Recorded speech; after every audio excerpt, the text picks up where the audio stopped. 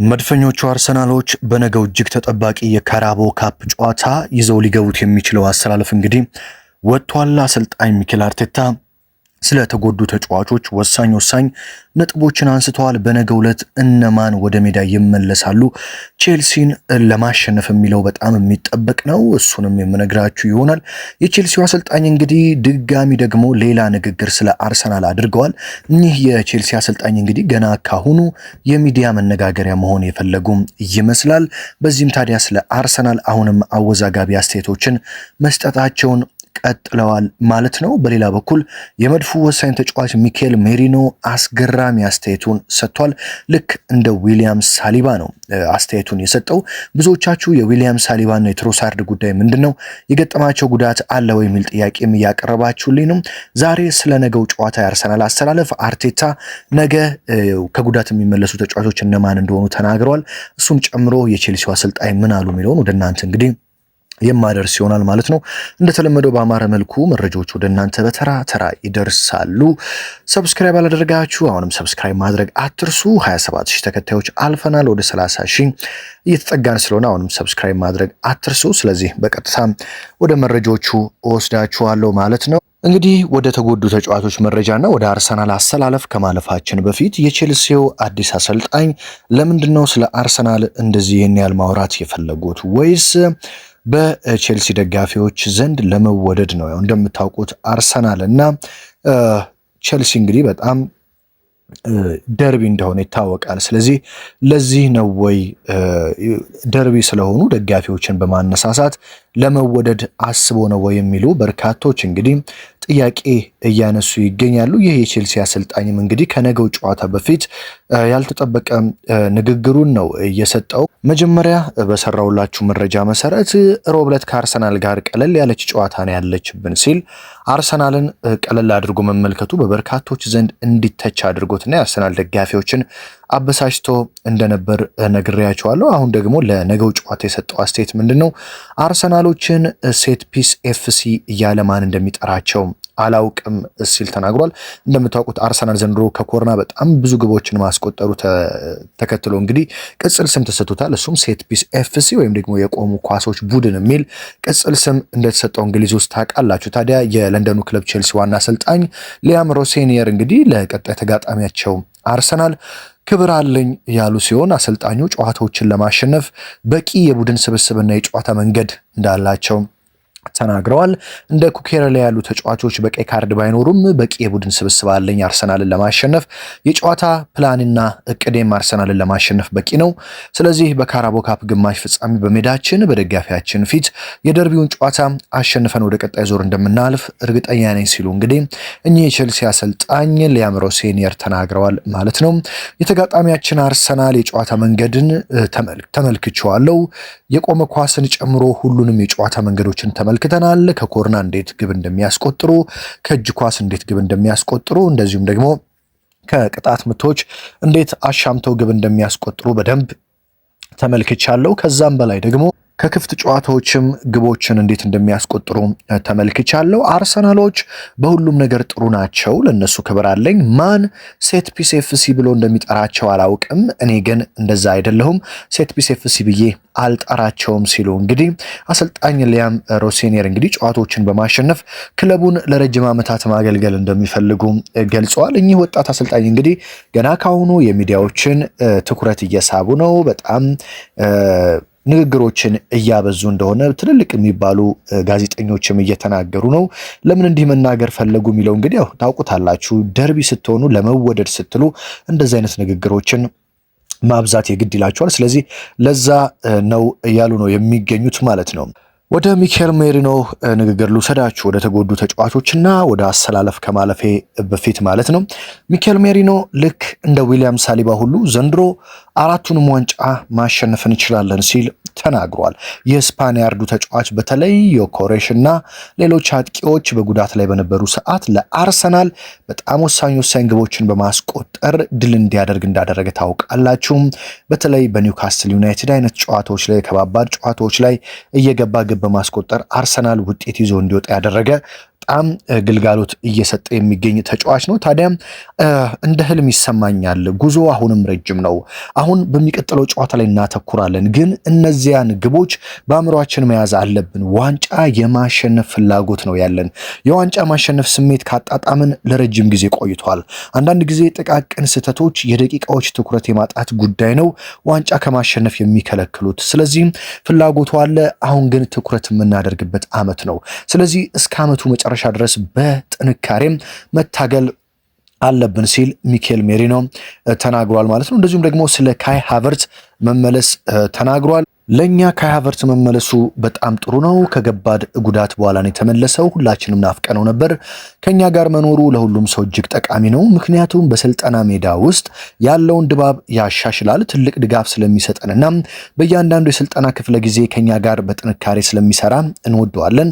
አሁን ላይ በሜዳ ላይ መገኘቱ ጠቃሚና ከአሰልጣኙ በተጨማሪ ለቡድናችን ተጨማሪ የማጥቃት ኃይል ይሆናል። ስለዚህ ካይ ሃቨርትዝ መመለሱ እጅግ በጣም አስደስቶናል ሲል እንግዲህ ስለ ካይ ሃቨርትዝ መመለስ ደስታውን ገልጿል ማለት ነው። ሚኬል ሜሪኖ አርሰናል ዘንድሮ አራቱንም ዋንጫ የማሳካት አቅም እንዳለውና ሁሉም የቡድኑ ተጫዋቾች ይህንን ለማሳካት እየታገሉ እንደሚገኙ ተናግሯል። ነገር ግን አሁንም በቂ ትኩረት ማድረግ እንዳለበትና የአርሰናል ቡድን በተለይ የጥቂት ደቂቃዎች ትኩረት ማጣት ዋንጫ ስለሚያሳጣ ሙሉ 90 ደቂቃ የወዳጅነትም ጨዋታ ይሁን የዋንጫ የጥሎ ማለፍ ጨዋታ እያንዳንዱ ላይ ትኩረት ማድረግ ያስፈልጋል ሲል እንግዲህ ወሳኝ ሐሳቡን ሰጥቷል ማለት ነው። እንግዲህ በነገው ዕለት አርሰናል ዛሬ በነገራችን ላይ ሲቲና ኒውካስትል ጨዋታ አላቸው በካራቦ ካፕ።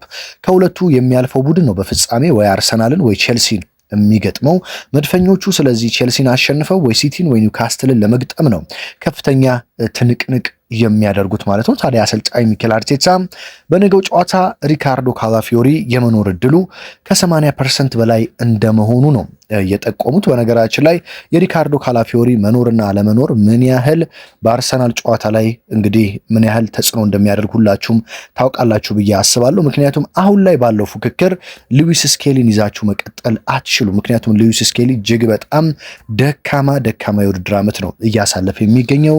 በፊዚካሊ በጣም የደከመ፣ በአይምሮ የደከመ፣ በእንቅስቃሴ የደከመ እንቅስቃሴ እያሳየ ነው የሚገኘው ሉዊስ ስኬሊም። ስለዚህ ሪካርዶ ካላፊዮሪ መመለሱ በጣም አስፈላጊ ነገር ስለሆነ አሰልጣኝ ሚኬል አርቴታ ሪካርዶ ካላፊዮሪ የመጨረሻው ደረጃ ላይ የመጨረሻው ስቴጅ ላይ እንደሚገኝና ወደ ሜዳ እንደሚመለስ ተናግረዋል። ነገ ምናልባትም ካላፊዮሪ ቋሚ ሆኖ ሊጀምር ይችላል። ያ የማይሆን ከሆነ ግን በተቀያሪ ወንበር ላይ እንደምንመለከተው ነው መረጃዎች የሚያሳዩት ማለት ነው።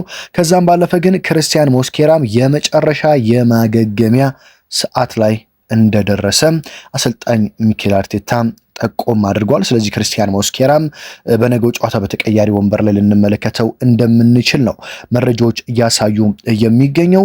ብዙዎቻችሁ ስለ ዊሊያም ሳሊባና ሊያንድሮ ትሮሳርድ ምንድን ነው የገጠማቸው የሚል ነገር ጠይቃችሁኛል። ሊያንድሮ ትሮሳርድ እና ዊሊያም ሳሊባ ግን ምንም የገጠማቸው ነገር የለም።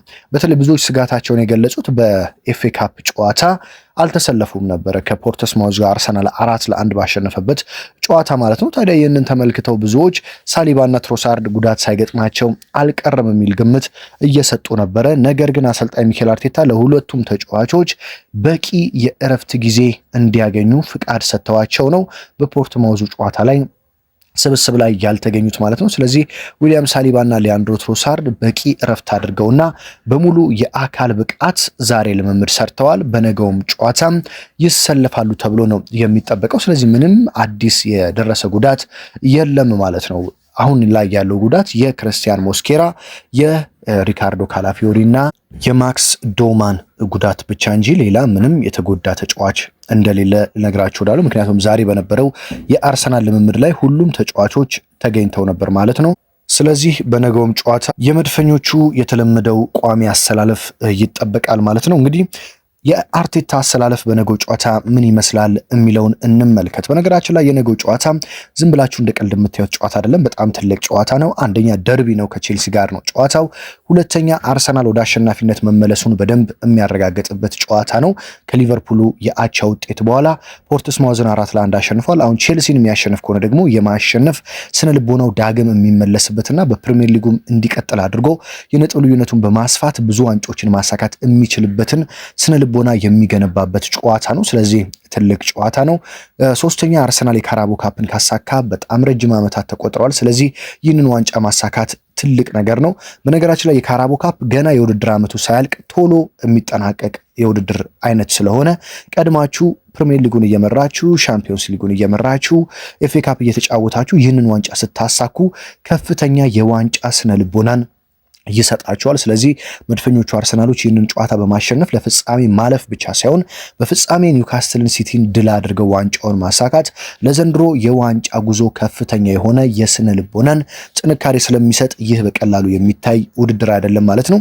ታዲያ አሰልጣኝ ሚኬል አርቴታ ነገ ቋሚ 11ቸው ምርጥ ተጫዋቾቻቸውን ይጠቀማሉ ተብሎ ይጠበቃል። ግብ ጠባቂው በፖርትስማውዙ ጨዋታ እረፍት ተሰጥቶት የነበረው ስፓኒያርዱ ዴቪድ ራያ የአርሰናል ግብ ጠባቂ ይሆናል። በተከላካይ ስፍራ እንግዲህ ጁሪየን ቲምበር ግድግዳው በነገውም ጨዋታ ይኖራል። ዊሊያም ሳሊባ እና ጋብሪኤል ማጋሌሽ የአርሰናልን የመሃል መከላከል ተጣምረው ይመራሉ ተብሎ ሲጠበቅ ሪካርዶ ካላፊዮሪ ሊመለስ ይችላል። እሱ የማይሆን ከሆነ ግን ማይልስ ሉዊስ ስኬሊ የሪካርዶ ካላፊዮሪን ስፍራ ይሸፍናል ተብሎ ይጠበቃል። ምክንያቱም ፔሮ ሂንካፔ በነገው ጨዋታ የመኖር እድሉ በጣም ጠባብ ስለሆነ ሉዊስ ስኬሊ በዛ ስፍራ ይኖራል ተብሎ ነው የሚጠበቀው።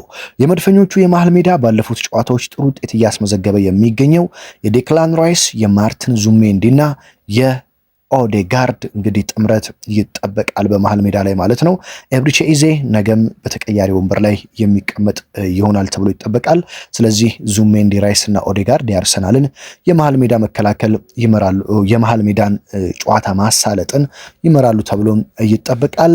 ወደ አርሰናል የፊት ለፊት መስመር ስንሄድ ከቼልሲ ጋር በነበረው ጨዋታ በፕሪሚየር ሊጉ ጨዋታ በጉዳት ምክንያት ያልነበረው ቪክተር ዮኬሬሽ የአርሰናልን የአጥቂ ስፍራ ይመራል ተብሎ ሲጠበቅ ቡካዮ ሳካ እንደዚሁም ደግሞ ጋብሪኤል ማርቲኔሊ ከሃትሪኩ በኋላ የኤፍኤ ካፕ ሃትሪክ በኋላ ጨዋታውን እንግዲህ በቋሚነት ይጀምራል ተብሎ ይጠበቃል። ሊያንድሮ ትሮሳርድ ምናልባትም በተቀያሪ ወንበር ላይ ልንመለከተው እንችላለን። ያ ካልሆነ ግን ሊያንድሮ ትሮሳርድ ቋሚ ሆኖ ማርቲኔሊን በተቀያሪ ወንበር ላይ ልንመለከተው እንደምንችል ይጠበቃል። ጨዋታው ነገ ምሽት በቼልሲ ስታንፎርድ ብሪጅ ስቴዲየም ምሽት 5 ሰዓት ላይ የሚደረግ ነው። በነገራችን ላይ አርሰናል በኤፍኤ ካፕ ቀጣይ የሚገጥመው ቡድንም ታውቋል። ባለፈው ፖርትስማውዝን አሸንፎ ካለፈ በኋላ አርሰናል በቀጣይ ደግሞ ሶስተኛ ሊግ ላይ የሚገኘውን ዊጋን አትሌቲክን በሜዳው ኤምሬት ይገጥማል። ይህም በጣም ለአርሰናል ቀላል ጨዋታ ነው። ስለዚህ በኤፍኤ ካፑም ዘንድሮ አርሰናል ረጅም ርቀት የመጓዝ እድሉ እየሰፋ ነው። ስለዚህ ነገ ምሽት 5 ሰዓት መድፈኞቹ ይህንን ጨዋታ ድል ማድረግ የሚችሉ ከሆነ በተለይ በሜዳቸው ደግሞ አምጥተው ቼልሲን ድል ለማድረግ ይቀላቸዋል። ወደ ዋንጫው አንድ እጃቸውን ይዘረጋሉ። በተለይ 2 እና 3 ግቦችን አስቆጥረው ድል ማድረግ የሚችሉ ከሆነ የዋንጫ ተፋላሚ መሆናቸውን የሚያረጋግጡበት ጨዋታ ነው። ስለዚህ በጉጉት የሚጠበቅ ጨዋታ ይሆናል ማለት ነው። እንግዲህ የዕለቱ ወሳኝ ስፖርታዊ ጥንክሮች እነዚህ ናቸው። በሌላ መረጃዎች የአርሰናል የአካዳሚ አሰልጣኝ የነበረው ሜርቴሳከር ከአርሰናል ጋር እንደሚለያይ ተረጋግጧል። በነገራችን ላይ ይህ የአካዳሚ አሰልጣኝ የቀድሞ የአርሰናል የተከላካይ ተጫዋች እንደሆነ ታውቃላችሁ። እንደ ቡካዮ ሳካ ያሉ በጣም ምርጥ ተጫዋቾችን ከአካዳሚ ያመጣ ተጫዋችና አሰልጣኝ ነው። ከአርሰናል ጋር እንደሚለያይ ተረጋግጧል፣ ለሌላ ስራ ማለት ነው። በሌላ በኩል አርሰናል በጥር የዝውውር መስኮት ተጫዋች የማስፈረም እድሉ ጠባብ እንደሆነና ከጥር ይልቅ ክረምት ላይ ተጫዋች ማስፈረም እንደሚመርጥ ተሰምቷል። ስለዚህ ምናልባትም በዚህ የጥር የዝውውር መስኮት ምንም አይነት ዝውውር ላንሰማ እንደምንችል መረጃዎች እያሳዩ ይገኛሉ። አሰልጣኝ ሚኬል አርቴታ እንግዲህ ወደ ማታ አካባቢ መግለጫቸውን ይሰጣሉ። ስለዚህ ነገ ደግሞ ጨዋታው እስኪጀምር ድረስ አርቴታ ምን አዲስ ነገሮችን አወሩ ከሚለው ጀምሮ ወደ እናንተ በድጋሚ የምመለስ ይሆናል። እስከዛው ግን ሀገር ውስጥ ከባህር ማዶ ናችሁ የምታበረታቱኝ መረጃዎችን የምታደምጡ ከልብ እያመሰገንኳችሁ በሌላ ወሳኝ ጥንክር በሌላ ወሳኝ መረጃ እስከምንገናኝ በያላችሁበት ሁሉ ሰላም ተመኘሁላችሁ።